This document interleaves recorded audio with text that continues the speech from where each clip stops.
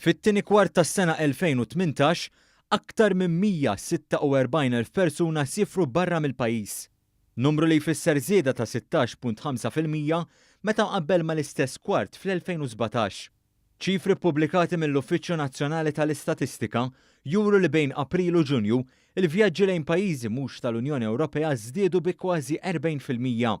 L-Italja u r-Renju Unit baqgħu l-iktar destinazzjonijiet popolari mal-Maltin hekk kif ammontaw għal 49% tal-vjaġġi kollha. Kien hemm żieda wkoll fl-ammont tal-jieli hekk kif dawn żdiedu b'iktar minn 3% u ammontaw għal iktar minn 943,000 lejl. Il-maġġoranza ta' dawn saru fi stabbilimenti ta' akkomodazzjoni. In-nefqa totali kienet ta' iktar minn 118 miljun euro, żieda ta' aktar minn 9% u ammonta tal-medja ta' 809 euro kull safra.